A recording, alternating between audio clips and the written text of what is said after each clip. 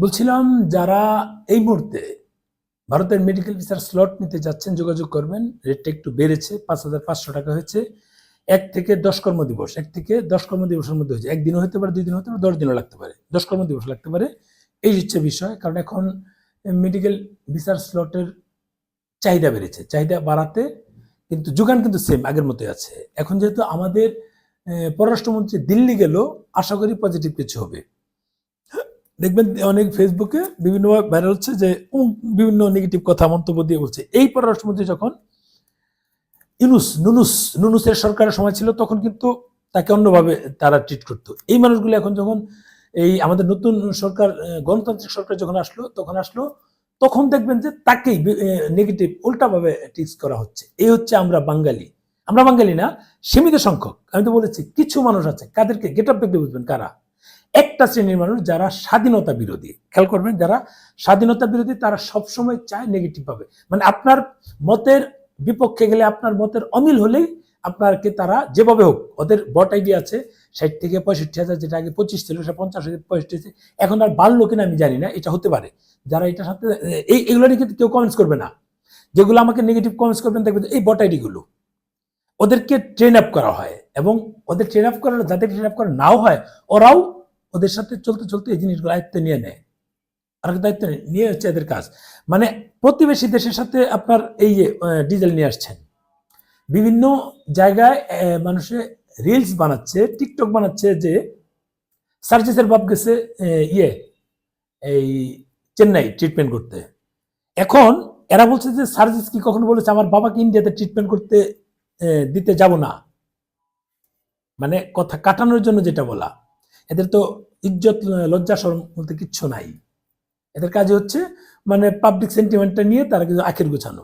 যে পোলাপানগুলি বাচ্চা পোলাপান, এগুলো তো নাবালক পোলাপান।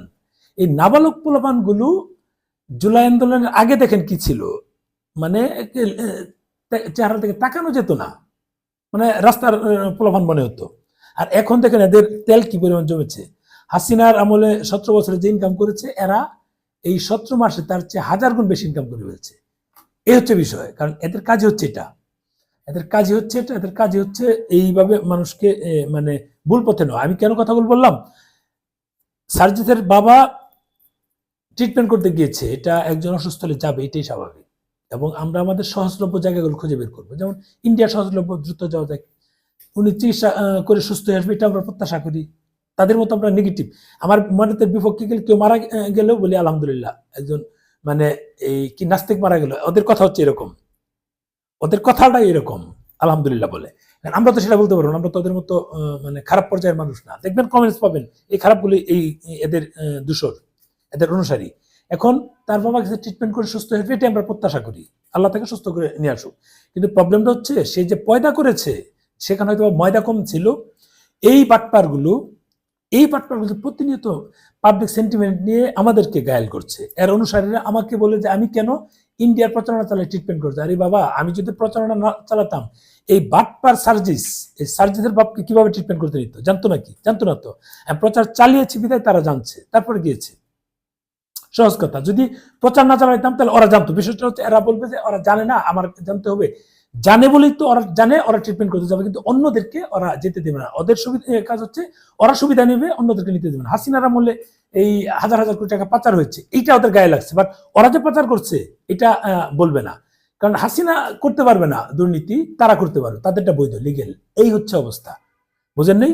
এখন আমার কাজ হচ্ছে এই ধরনের কথা। কারণ হচ্ছে আপনারা খোঁজাবেন আমি বসে বসে মুড়ি খাবো, সেটা পাবার সুযোগ নেই। আমি আমার নিজের টাকা কামাই করে, নিজের টাকা আমি কারোর সাথে বাটপারি করি না, চিটারি করি না। এই হচ্ছে বিষয়। আর যাই হোক, আমরা এই স্লটগুলো নিচ্ছি, এখন একটু বেড়েছে, আমাদের কিছু করার নাই। আমরা চাচ্ছি যেহেতু আমাদের পররাষ্ট্রমন্ত্রী গিয়েছে, একটা ভালো খবর আসুক। এই খবরটা যেন আমাদের সবার জন্য পজিটিভ হয়ে আসে। স্লট বাণিজ্যটা বন্ধ হোক, আমি চাচ্ছি স্লট বাণিজ্য বন্ধ হোক। আমার কাজ হচ্ছে টুরিস্ট নিয়ে কাজ করা, যারা ঘুরতে যায় তাদের নিয়ে কাজ করা। আমি তো চুরি করছি না, আমি তো ম্যান পাওয়ারের সাথে যুক্ত না, আদম ব্যবসার সাথে যুক্ত না। আমি ঘুরতে যাই, হ্যাঁ, ভারতে আমার প্রচুর যাতায়াত ছিল, ব্যবসা হয়েছে, কেন হবে না? ভারতের ব্যবসা রানিং থাকলে থাইল্যান্ডের ব্যবসা বাড়ে। থাইল্যান্ডে এখন যারা যায়, এলিট পার্সন গুলো যায়। এই এলিট পার্সন গুলো আমার কাছে কখনোই আসবে না, ঈর্ষার থেকে হোক বা যে কোনো কারণে হোক।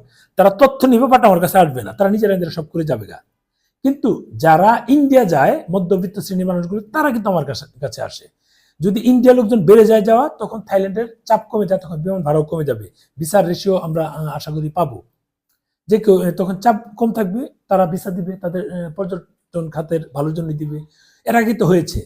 আমি চাচ্ছি যে ভারতের ভিসা খুলে আমার সিঙ্গাপুর, মালয়েশিয়া, থাইল্যান্ড পরিমাণ বেড়ে যাবে, ইন্দোনেশিয়া, ফিলিপাইন পরিমাণ বেড়ে যাবে। ভিয়েতনামও শুনছি যে ভিসা দিবে, জুন থেকে যদি ওদের বিমান চালু হয় দিবে। তাহলে ইন্ডিয়ার ভিসা চালু হওয়ার অর্থ হচ্ছে অন্যান্য ভিসাগুলি আমাদের জন্য সহজ হবে, মানে ট্রাভেল করা সহজ হবে, লোক বেশি যাব, আমাদের বিজনেস ভালো হবে। সহজ হিসাব। আমি তো চুরি করছি না, এই সমন্বয়কদের মতো তো বাটপারি করছি না, এই সমন্বয়কদের মতো তো ধান্দা করছি না, চাঁদা নিচ্ছি না, রাস্তাঘাটে আটকে চাঁদা নিচ্ছি না, সেটা তো করছি না। আমি তো লিগেল বিজনেস করছি। তাহলে আমি লিগেল বিজনেস করতে, বৈধ বিজনেস করতে, এখানে এদের প্রবলেম কোথায়? দেখবেন যে দালালি করে এই যে মিলনের ব্যবসা শুরু, কারা? মানে এরা হচ্ছে বেয়াদব। বেয়াদব কাকে বলে? বাবার বয়সী লোকদেরকে এরা নাম ধরে বলে, তুই তুকারি করে বলে, এদের কাজ হচ্ছে এটা। দেখেন এই বাটপারগুলো, এই সার্জিস মাসনাত, এই বাটপারগুলো কি করতো? মানুষের সাথে কিভাবে কথা বলে, শিক্ষকদের সাথে কিভাবে কথা বলা, মানে এরা, মানে এর বাপ মা গুলি বেয়াদব পয়দা করেছে, বেয়াদব পয়দা করেছে। আর এই বেয়াদব গুলি একটা দলের অনুসারী। খেয়াল করে দেখো, অন্য কোনো দলের কিন্তু বেয়াদব না। খেয়াল করে দেখেন, আপনি আওয়ামী লীগ বলেন, বিএনপি বলেন, এই ধরনের শিক্ষকদের সাথে বেয়াদব করে, এটা বেয়াদব না। খেয়াল করে দেখবেন, কিন্তু এরা একটা দলের অনুসারী বেয়াদব। এটা আমার কথা মিলিয়ে দেখবেন, এরা কোন শ্রেণীর মানুষ, এদের কাজ হচ্ছে এটা। এদের কয়েকজন সাংবাদিক কিছু কথা বলছে, মিলিয়ে দেখবেন আমার সাথে তাদের মিলে কিনা। আমরা যদি মিডিয়ারই লোক, বাইরের লোক না। ভালো থাকবেন। স্লটটা বন্ধ হোক, এটা আমরা চাচ্ছি, সবার জন্য ভালো হবে।